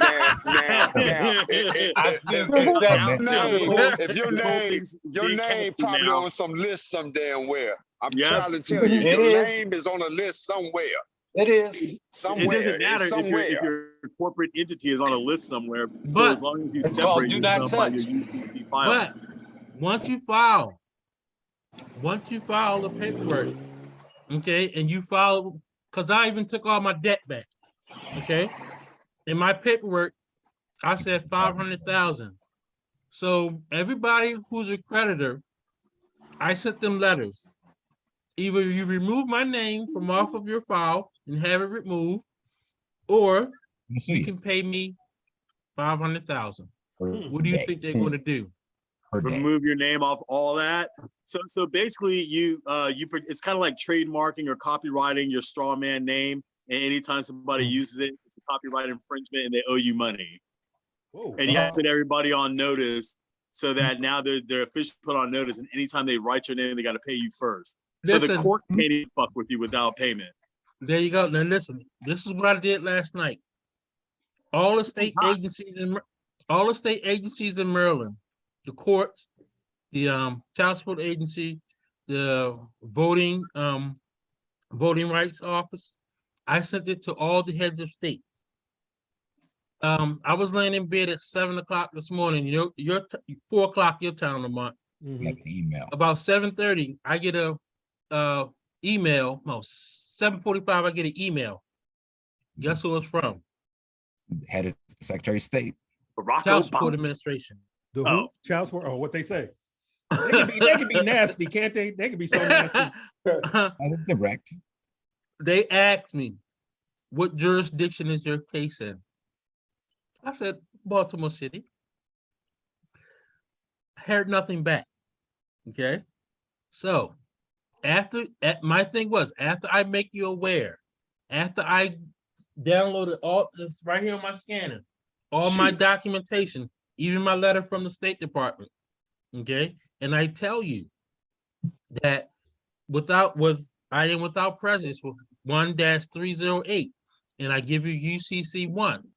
You continue to try to do that, I'm coming after you, because we all know in the United States, child support is a corporate yes. It's a business. Yes. It's a fucking business. Right. It's federal. It's federal is business. That's what federal is. Federal is combining the finances of all 50 states and making sure they're allocated properly.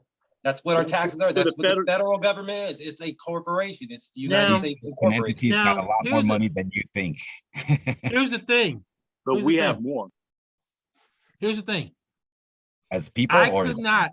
states Normally, if I was in private America, I could have had my federal taxes withheld. Okay, I could have had, and I still can do it. I just do taxes. Have to do a W-4V to see if they're going to take it away.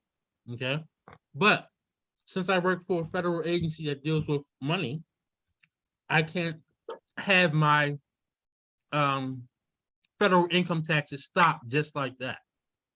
So, so you got one foot out and one foot in. Yeah, that is kind of weird. You have to like navigate in the matrix. Sleeping with the enemy.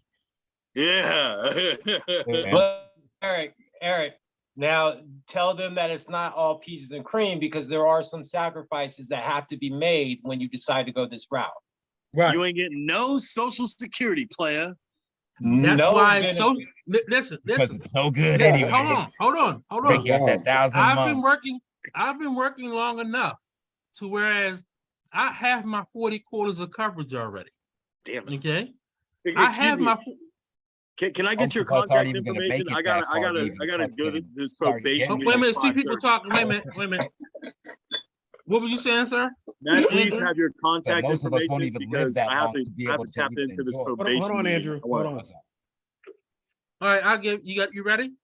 Yeah, I'm ready. Link it in the chat. You can put it in the chat. I don't want them to delete it. I'm already listening. 443. Well, I'm sorry. 443. Yeah. 768. Yep. 8158. And your name, sir? Eric. And do you mind if I tap in with you to gain some a little more knowledge about the UCC one application? Okay, what's no problem, man. All right. Okay. That's what we're here for. Hey, real quick, everybody. We had an issue out here in California. This dad. The system once again went upside this dad's head. Andrew, can you go ahead and describe, give us some understanding of what exactly happened to this guy and what's going on with that situation at Disneyland? Yeah, so I was 51 years old. He and his wife got into a heated argument, and some words were said, and she called the cops. And he's a principal at the elementary school, and they put him on leave, right, without pay, I believe. And he was so worried he was going to lose his job, and he wanted to get out of this toxic relationship. He literally jumped from the top of carport, splat on the concrete, right where the escalator is coming all the way down, to go to downtown Disney area, or right there, splat. Yeah, and he was doing court the next day on Monday the 5th. Yeah, I mean, a couple things. What I understand, I read a couple articles on what happened, because in California, our domestic violence so-called laws are so broad and generalized that you having an argument with your spouse is considered domestic violence. Not necessarily if you say, yo, BITCH, I'm going to kill you, but just a loud argument, as though, two people living together, that's not bound to happen, right? I actually attended, it's called Don't forget about coercive coercion as well. Yeah, it's called Newland Elementary School. I actually attended that school in the 5th grade. This guy was a principal, a music conductor. It harkens back to the fact that, a lot of similarities in my case, that nothing in your current life, right, can argue against a false allegation. You can be a teacher around hundreds of other people's kids, no issues. It doesn't matter, right? Even if it's found true, damage is done. In my case, I was a state peace officer. Didn't matter. None of that matters.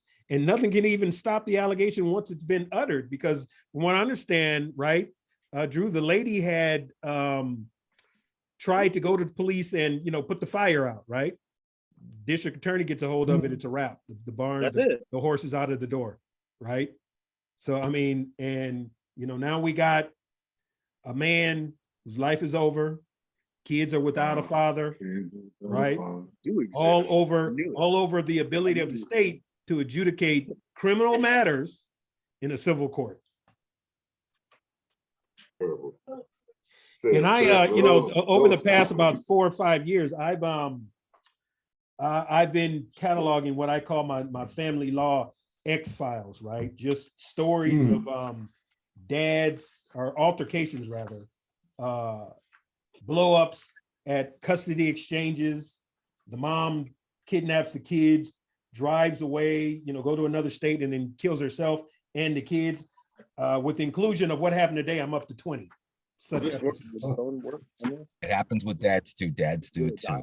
Well, I mean, yeah, I'm including all sort of violent outbursts between, you got the dad, right? This is, I think, happened within the past 9 months to a year. The black guy, I want to say, Eric, he was somewhere, I want to say DC, Baltimore, in that area.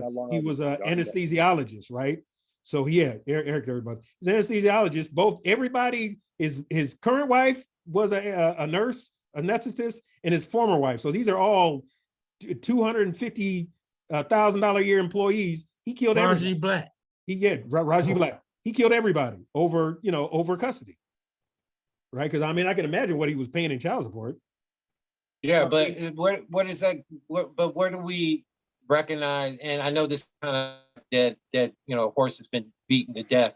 But where do we start recognizing where the lack of support and mental health, kind of bleed in together?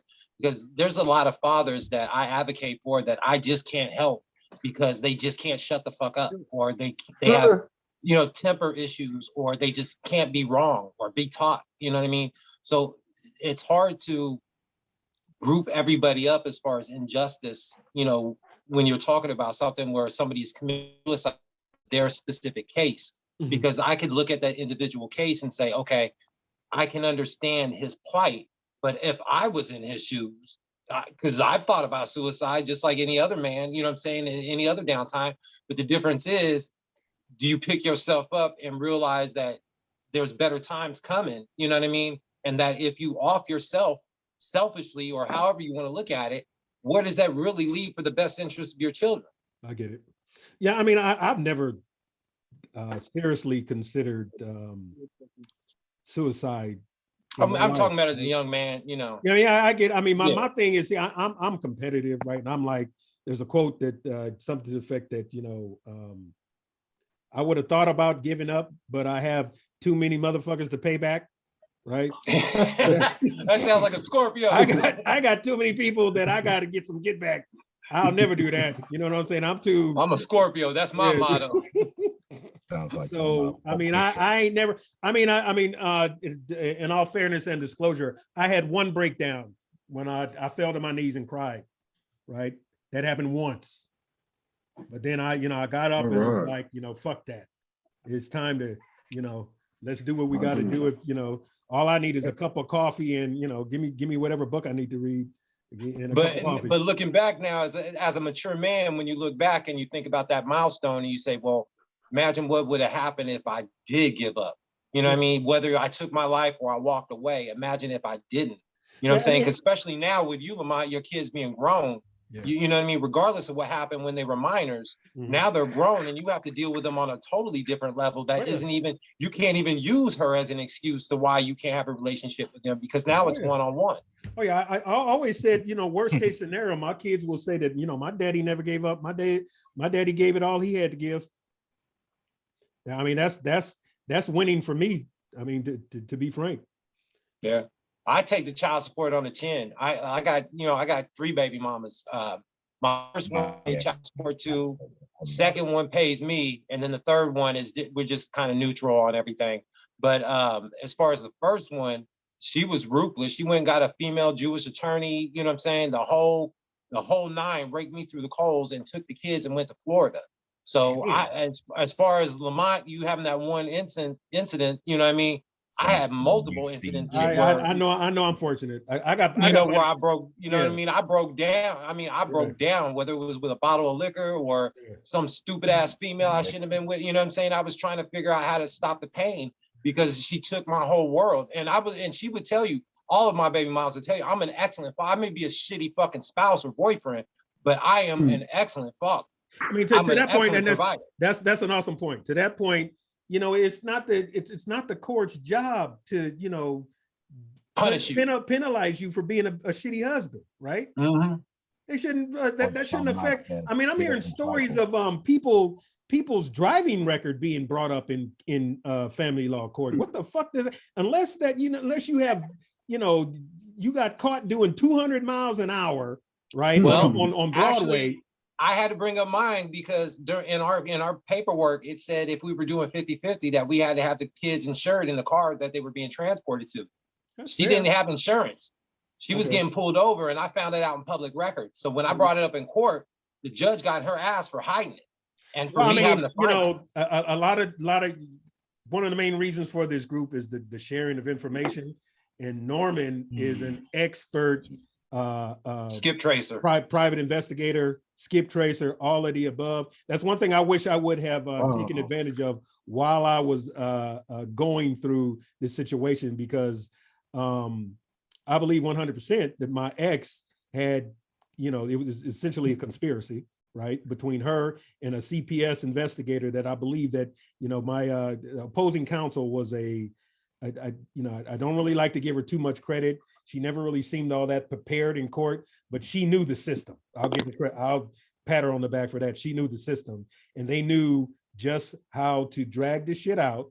You know, it was 3 failed CPS investigations, but I wish I would have used the services of somebody like Norm to get the phone records that I could have documented, because the first CPS investigation, I walked out of the school secretary's office. I was pissed, right? So I walked out, I go to my car, and I'm looking around the parking lot, and I see my ex-wife getting off of her phone, right? Then I hear somebody saying, "Where are you? You know, I'm looking for you." And I turn back to my right, and it's the CPS investigator. Then I look back to my left, they lock eyes on each other and immediately, you know, hide their phones. So, I mean, if I, at any point, if I can prove that they had conversation, you know, at any point before that investigation, this is a full-blown conspiracy. Technically, you could. Yeah. That that's still on the table. That's still on the table. Is that gentleman still here that works for CPS or works for the state? No, I think we ran. No, Jabari. Okay. No way. I just wanted to out. You know, that's the homeboy. That's the homeboy. That's the homeboy. But me and him been going back and forth at it. I think, you know, this is what we need. We need contacts who work for these organizations. Exactly. Because I had. In all honesty, it was a gay guy, right? And kind of strange. He provided me with a copy of the original CPS report. I had that probably about 60 days before opposing counsel had it, and that gave me so much ammunition. So, I mean, we need, you know, it could be us, you know, acting, you know, among us could be somebody that worked for the phone company, right? What if I can go to one of y'all and say, "Man, give me these records," right? Or, you know, you brothers that are having issues with CPS, there's a group that I actually work with. I haven't worked with them since Miss Sellers, but it's called Operation Stop CPS. So if you look up their information, these ladies, they're like Lamont was touching on, these ladies are gay, but they're ex-social workers that advocate for Black women specifically that have their kids taken away. That one lady from American Idol that got her kids snatched away because she was a vegan. I don't know if you guys remember that story, but she got her kids back right away. It happened right around the same time Miss Sellers stuff happened last year. So long story short, Operation Stop CPS, they advocate and they educate they try to educate before it happens, but what they do is they use all these case examples like Miss Sellers and the lady from American Idol and all these stuff as educational points on their websites and on their YouTube channel to educate on the mistakes they made, as well as where they can go to advocate and get help if something like this is happening to you. So, and this is for all 50 states, but they're primarily out of Kentucky, out of Lexington, Kentucky. Or sorry, they're out of North Carolina, but they specify in that area of Kentucky, Ohio, where CPS has really got a grip on everybody there. But as far as educating ourselves, I agree with needing more. And I don't want to say like a terrorist cell or something like that, but we do need agents that are for grassroots causes, for parental rights and stuff, to be in there that love to come on to the podcast, all of our platforms, and educate all of us and say, look, this is what needs to be done, and we need to get it out there so it's repetitious. That way it becomes mainstream, and you know what to do when CPS comes to you, whether at school or I've had them ambush me at school, and all I did was turn on my chest camera, because I carry a GoPro everywhere I go like a cop. So as soon as he came out, I turned on the GoPro, I recorded him, and he tried to tell me, I don't want to be recorded. I don't care. It's not your problem. Yeah, I live in Arizona. I record wherever I go. It's my right. Mm-hmm. So by recording him, I was able to prove right off top that he didn't give me the paperwork, because they have to give you the case paperwork to tell you what the rules and who to contact and what to do in case something happens. He didn't give me any of that paperwork. All he did was give me his card. He ambushed me while I was on my way to pick up my daughter for an earache to take her to the hospital. And so when all this happened, I immediately posted on my YouTube page and on Facebook. And 2 weeks later, I got a closed letter saying, we are so sorry. 2 weeks later, we are so sorry to bother you. We realized there was a mistake. I knew exactly what it was from. It was from my ex. She was pissed because my YouTube channel blew up. Yeah, I mean, I would say this about CPS. I think it's a combination of overwork, arrogance. But let me know if you agree with this, Norm. If you really know what you're doing and you know their rules, you can allow them to fuck up their case so bad, right? Oh, yeah, you want to, they'll violate the fuck. If you know the rules and they start doing shit they're not supposed to, they'll walk right into that. Because that's what they rely on is people, you start talking about their kids, people get panic and you start, oh yeah, come right on in. Because like, for instance, like in my case, had my house, as soon as you catch wind that you and wife are on the skids, your entire house has to be under video surveillance. But this lady, the CPS investigator, made some statements of fact of things that she did not do, right? She said she looked at, or she said that she didn't look in one of the bathrooms, and I took her to the bathroom and, asked her to look in, right? And if I had that, on camera, are you sure you really want to go with this, that you didn't say you did X, Y, Z, and you can pull back on the video and, there you got them, right? So, one thing too, if you can avoid it, I tell people, even if it's true, you don't want CPS is somebody you do not want in your life. You think family law is bad. Now, I think I'm gonna say this. I just got home, so I'm gonna say this before I go in. I used to do personal protection work back in the days after my third tour out the Army. One of the things that my agency done was we used to provide personal protection for women that was going through divorce battles, custody battles, when there's visitation problems. I'm there to make sure everything is cool. Now, some of us brothers, and I'm gonna be real, fuck it up for everybody else. I have been in situations where I'm thinking that I'm gonna have to take out this guy because he's acting a clown in front of these kids. Wow. And my job, and my first priority, and my job is to protect the children, but the adults. My job is to protect the children. So when a father is irate, I try to diffuse the situation. But if it goes beyond that, then I'm gonna do what I have to do. Now, there's been times too where the father is cool as hell, but the mother is acting like an asshole. Mm-hmm. You see what I'm saying? So there's really a big mental health problem going on. And I think a lot of parents are not understanding what the fuck they're doing. They're battling each other and using the kids as commodities. So if they use the kids as commodities, the court's going to use the kids as commodities. Okay. So in other words, it's all about money.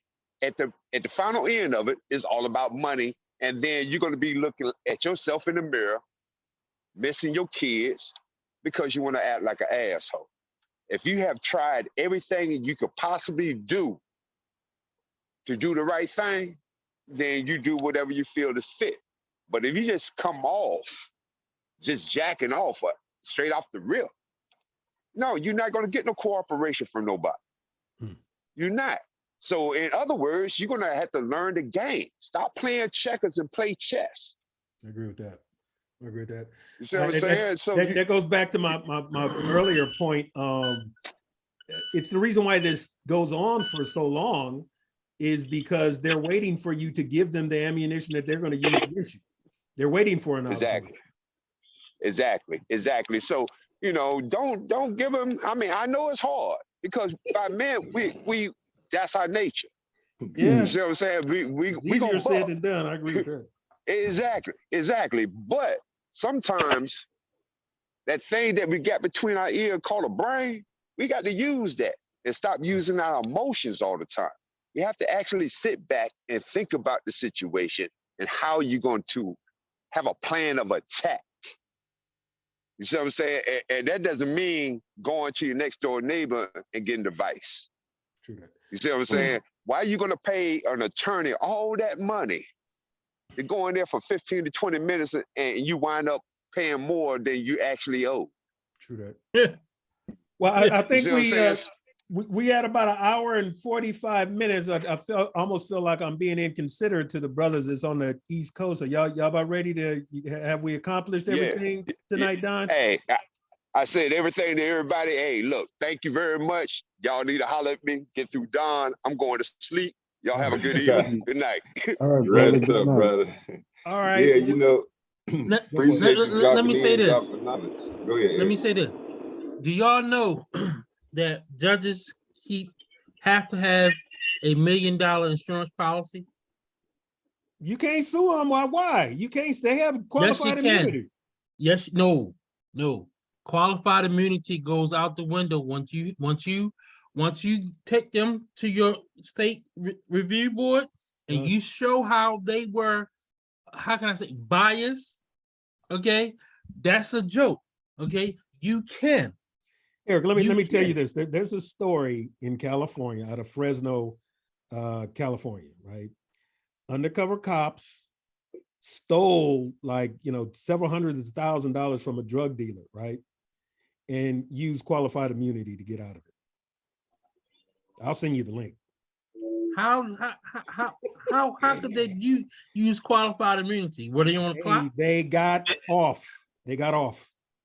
It happens all the time. I just did a video. I'm doing a video series right now on, I don't know if you guys are catching the trial about Dennis, what's the fuck his name? The one that jizzed on the cupcakes and his teacher wife gave him to the kid. Yeah. So I'm doing the background story on that, right? So I'm doing it on the sheriff, his boss. So this guy has been employed with the parish in Louisiana since like 2020. You know, with Baton Rouge and with this Lexington or Livingston Parish or whatever that's right next door. So long story short, in 2002, he's 22 years old, working for this little Garfield Police Department as a new recruit. He's trying to go to Baton Rouge. He has to take the lie detector test. And on the lie detector test, and I have it on the video, it shows it right now, it's uploaded. It shows where he did not lie and admitted to being on duty within 3 weeks of taking a polygraph test, paid for pussy on the job, stole credit cards, and he's admitting all this stuff that he did wrong. And the sheriff still hired him on, 2 years later at the parish. Now, fast forward a decade and a half later or whatever, and now he's looking at life in prison for 170 counts of voyeurism, child molestation, animal cruelty because he was fucking his dog in the videos, you know, all this shit that I have on this dude, all this stuff, and the news is is not showing you guys this shit. Yeah. I'm having to dig this shit up to show you guys because the news doesn't want to show you. And the reason why is because the sheriff is in bed with the local, the local jurisdiction. When you get to these small communities, that have like the sheriffs and stuff, not the police departments, but the sheriffs, they override the police because they are the county. They're not the city. So when the police need to show up to an incident and the sheriff gets involved, they could take over the case for him and take it over on a county level, aka state level. So when it comes down to qualified immunity or whatever, what happens is they have so much back and forth of washing each other's backs, judicially and doing favors or whatever. In order to keep the appearance of law enforcement intact for the taxpayers in that community, they have to have judicial immunity because they know that these people are human and they're gonna fuck up, they're gonna do corrupt shit, you know what I mean, and whatnot. But they can't let the public know because the system will collapse. That's why I'm here. But you can't fall into this whole Kanye West Jews have the, have the, the media and all that shit. You have to know where to look to get information. Just like with the courts, like you guys are talking about this one case here where the police are doing this, that's not your case. And that's the problem that we have right now with society. That other brother that was on here said it plainly as day. You got to protect the people that are in righteousness, not just the brothers, not just the mothers, not just, you know what I mean? You have to protect the person in that case that is right. You can't just say, oh, that's the mother, she's got a uterus, she's got that nurturing ability, she should automatically have the kid until they're 6 years old because they need that nurturing. That's not human nature. They can get that nurturing from their grandmother, they can get it from a foster parent, aunt, whatever. Just because you have a baby, whether you're male or female, doesn't qualify you as a parent. And I think that's what we're getting down to in this conversation. All of our individual cases are because of our own fuck ups. Whether it's because we fought, whether it's because we put our hands on them, whether it's because we verbally, domestically, whatever abused them, they felt some type of way. And whether they were good in bed and just so fucking sensitive, after the fact, it doesn't matter now. Now they're the mother of our kids.